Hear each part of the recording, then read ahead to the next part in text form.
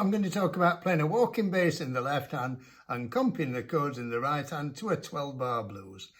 I started off with a 2-bar feel in the left hand, which means instead of playing the usual 4 crotchets or quarter note beats per bar, I was playing predominantly minims or half notes. Gives this kind of feel. 1, 2, 3, 4. 1, 2, 3, 4. 1, 2, 3, 4. 1, 2, 3, 4. 1. And it's a good idea to start off with that 2-bar feel, and then when you go into the actual walking bass with 4 crotchets per bar, it kind of feels like it's propelling it forward.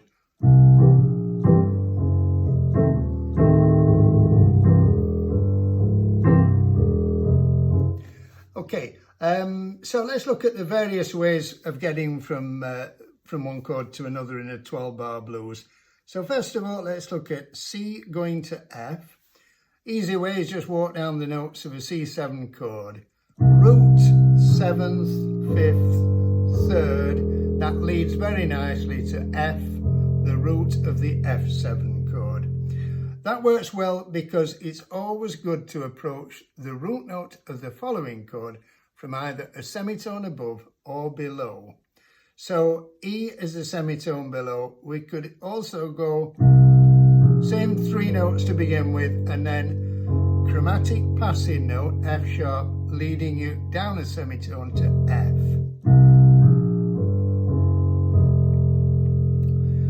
You can also just walk up to the F from the C below, go root, passing note, chromatic passing note, chord note, leading you to the F. You can just vary that slightly by displacing the C up an octave and going down to the D.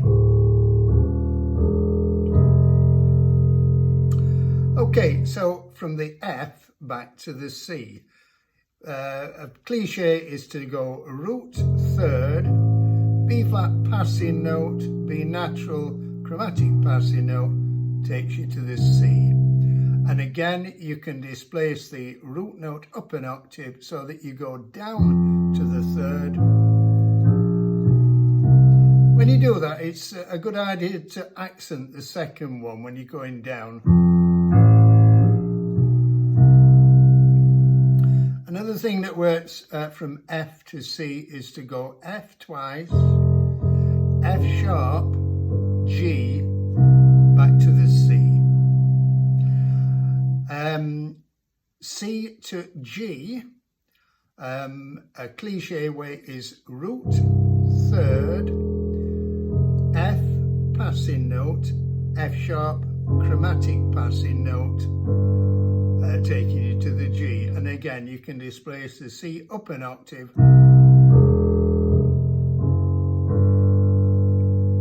And then G back to C, just walk up, passing note, chromatic passing note, chord note, taking you to C. Or you can walk down, just go. In the final 2 bars, I did a 1-6-2-5 progression. I played all dominant 7th chords, so it was C7, A7, D7, G7.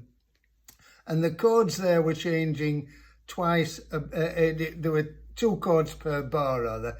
So we only play 2 notes on each chord in the left hand. So all I'm doing is playing, the first note is the root of the chord. The second note is either a semitone above or below the following root. So if I'm going from C to A, just go C, B flat, which is a semitone above A.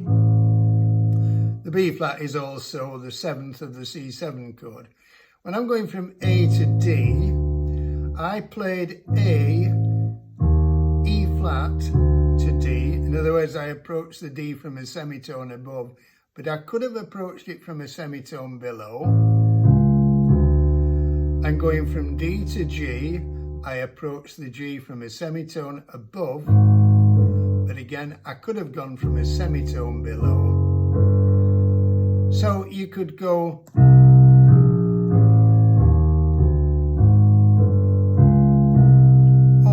could go.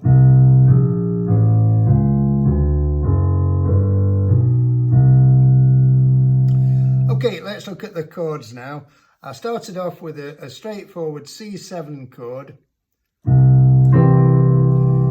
No upper extensions or altered notes, just 3rd, 5th, root 7th.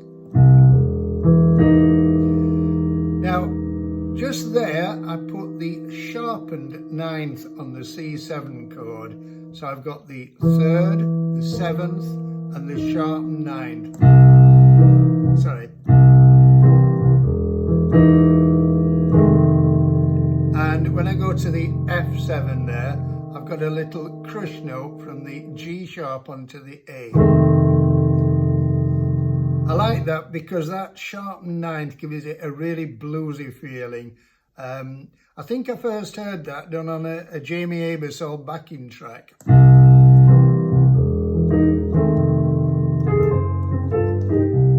And it gives a really strong bluesy beginning to it. What I was doing in the right hand there was playing semitone approach, G sharp to the A, the 3rd of the F7 chord, up to the 5th, down to the 5th an octave below, and then put the F and the C, completing the F chord, going to a C7 chord, 7th, 3rd, 5th, and again I approached the 3rd of the C7 chord with a little crush note, a semitone below. It's always effective to approach the 3rd of the chord from a semitone below with a crush note.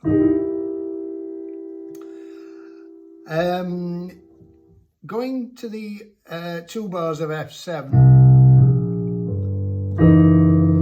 I approach the F7 chord from a semitone above with an F sharp 7 chord. Now, you can approach in a blues any of the 7th chords from another 7th chord whose root is either a semitone above or below the chord that you're going to. So in this case, I went from a semitone above. And that voicing in the right hand is worth noting. That's the 7th of the F sharp 7 chord, the 3rd and the 13th. Everything down a semitone onto the F7 chord. I used an F sharp 7 chord also to approach the G7, but I voiced it different. I voiced it up here with the 3rd, the 7th and the 9th. And then I went back to the same voicing to approach the F7 from a semitone above. On the final 2 bars, the 1-6-2-5 progression, I used some altered notes. So C7 was an ordinary C7 chord. The A7, that's the 7th of an A7, G, the 3rd C sharp, F is the flattened 13th. The 13th would sound like that. That's the flattened 13th. On the D7, I kept the same note at the top of the chord, which becomes the sharpened 9th of the D7 chord. And then on the G7, the top note is the sharpened 5th, or you can call it the flattened 13th, which then ends up on the 9th of the final chord, C7 chord. So let's just go through those few chords again at the end.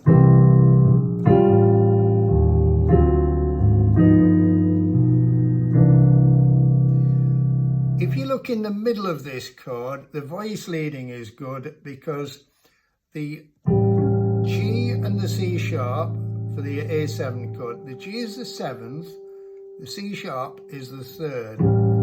They both drop a semitone. The G drops to the 3rd of D7, the F sharp. The C sharp drops to the D, the 7th of D7, and on the G7 again, they both go down a semitone, and we've got third going to seventh, seventh to third. So whenever you've got seventh chords going in a cycle movement down a fifth, it's always good to remember to have that seventh and third, go to third and seventh, go to seventh and third.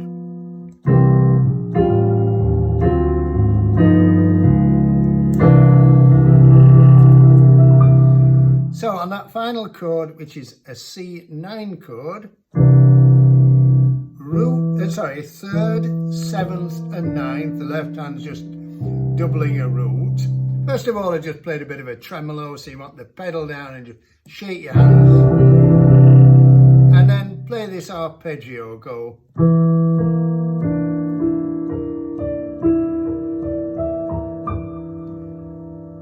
Now, don't try and get your thumb under like that, like you would if you were playing an ordinary arpeggio as an exercise. Just literally jump from one position to the next one, to the next one, with the pedal down. So, okay, hope you found that useful. If you did, please give it a thumbs up and subscribe. Thank you.